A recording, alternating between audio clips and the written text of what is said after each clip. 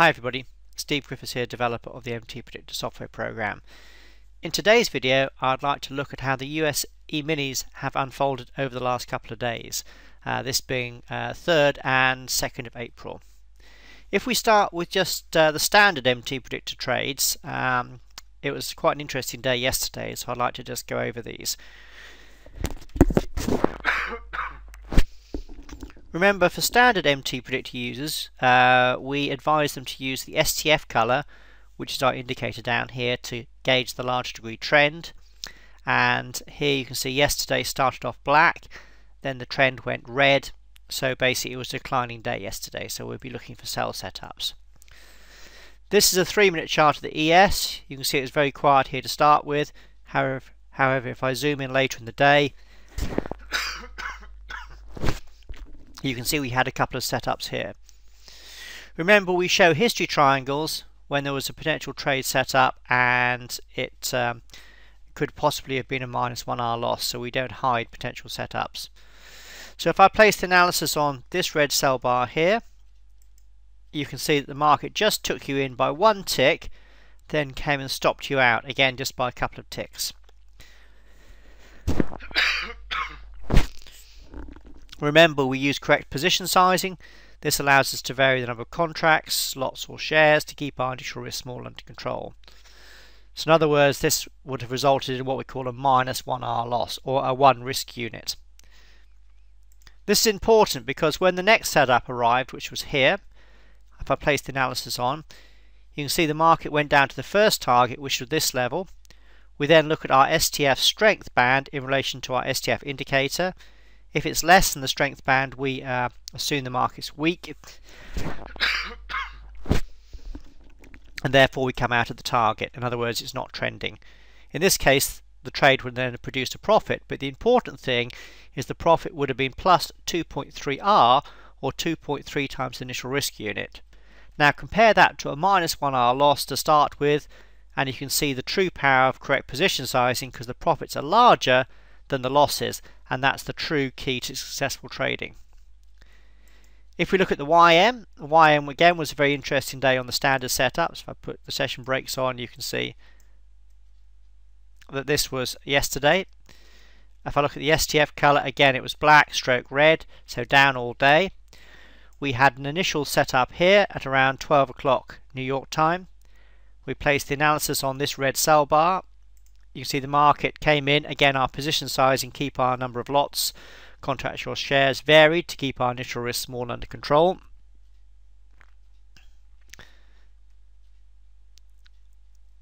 The market then came down and reached the first target. The first target was here. STF was again weak, so you'd have come out at the first target with a plus 2.5R profit.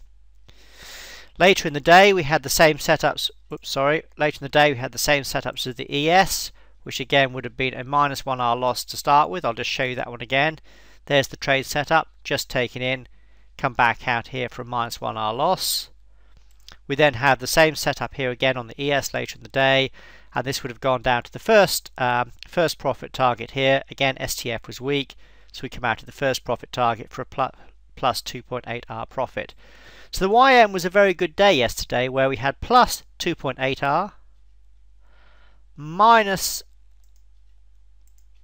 1R loss there, and then plus 2.5. So I'll just add that up. 2.5 plus 2.8 equals 5.3 minus 1, just over 4R profit for the day. So a very, very nice day using standard MTPredictor trades on the YM yesterday.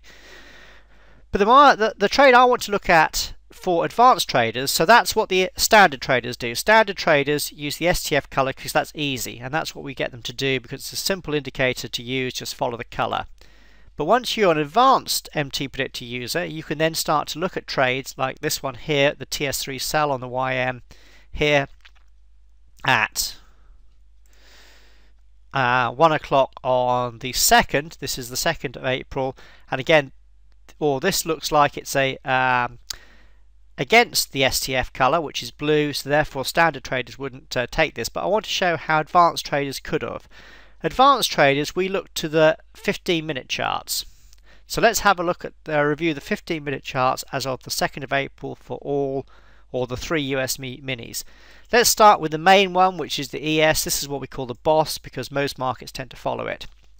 So this day here is the 2nd of April. You can see the trading between the two session break lines there. For advanced traders, we use what we call our leading indicators, our DPs and WPTs and Elliott wave tools. And these are great because, as I've just suggested, they are leading. In other words, they are on the chart in advance. So for this, before the 2nd of April even began, and I have to stress that, before this day even opened, you'd have gone back to the last pivot, which was here, right mouse click, clicked on decision point, and this resistance area would have been out on your chart even before the day began, and that's the beauty of this. So before the ES even got up into this level, you knew that this was a large degree resistance zone. And as you can see, this held the market beautifully, and then the market turned down. So the point being is, after we were up in this level here, which was around the 11-12 o'clock zone, the market started to back off and decline, which means that for an advanced trader, the large degree trend would have turned down. Now the advantage of this is because these are leading indicators, you can gauge the trend change a lot quicker than you can with the STF color, because it's like any other normal indicator which is lagging. On the NQ we have exactly the same position, again a leading indicator. We put the DP on from the prior pivot, and again this would have been on the chart. I cannot stress this enough, is that these levels are on the chart in advance, they're ready waiting for you. So you'd have known that this was a potential resistance area before the market even got there. Interesting enough, the market's been declining down nicely. The last low was here. We put our decision point off there, and as you can see, the market hasn't quite reached that, and no wonder the trend is going down, but that's just a PS side thing there. So again, the NQ reached its decision point, 15-minute resistance, therefore the larger degree trend was down. So 2 out of the 3 ES markets were trend was down after the peak early in the day. The YM was actually beyond its first decision point level there, but at the same time the ES and the NQ were making their highs. If I right mouse click on this high, you can see that the Elliott wave patterns has found a wave 3, but more importantly at the maximum wave 3 WPT. This came in at 11 o'clock. Now I wouldn't normally suggest trading against a wave 3 in isolation by itself, because wave 3s are normally the strongest and longest wave, and therefore trading against them is normally very, very dangerous. The only time I ever suggest doing this is when other markets, particularly the ES, which is the boss, is indicating that that's at resistance. And in this case, the ES and the NQ were both at DP resistance on the 15-minute charts. The NQ was also at a high coming in here. So that meant from 11 o'clock, the trend then changed down. So let's go to the 3-minute chart. This point in here is 11:03, so we knew at this point the trend was then coming down. What did the YM do? It declined down here. The initial decline off an important high we would then gauge in Elliott wave terms as a wave 1. We then look for the initial correction to this, which I'm highlighting here as a potential ABC, which would be a wave 2. We place our analysis on here to see this. There's our ABC. Because this is a wave 2, we'd then rather go to the first target, which would have been a plus 2R profit. We go to the typical wave 3. Now why do we do that? Because after a wave 2, most markets tend to unfold in a strong wave 3, particularly when this setup comes in as the first correction after the first move off an important high. We call this the Holy Grail trade setup in MTPredictor. We can also look at a support zone from the last swing into the high, which is this last swing up here. If I put the DP on from here, again leading indicator, this was on the chart before the market even got there, so you'd have known that this was a good support zone as well. So what's the result of this? Well, again, position sizing varies our contracts, lots or shares to keep our initial risk small under control. The market would have gone down to the typical wave 3 WPT, and in this case would have resulted in a very nice plus 5.8R profit. So these are the type of trades that the more advanced MTPredictor users can uncover, and they are absolutely great because particularly this Holy Grail trade setup, which is my personal favorite, is because you're trading a wave 3. a wave 3 is the strongest and longest wave in any completed Elliott 5-wave sequence, it normally has the highest profit in relation to the initial risk.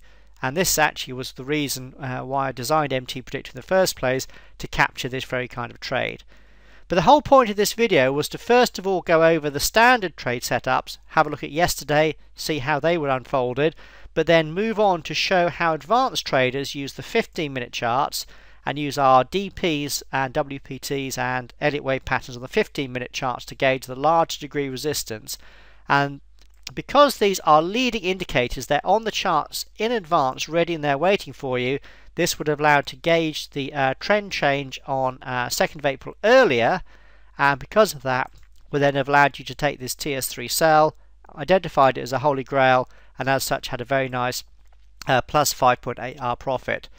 So hopefully this has been a good video today, because we covered not only standard trade setups but also what the software is capable of once you get into the more advanced routines that are available for the experienced users.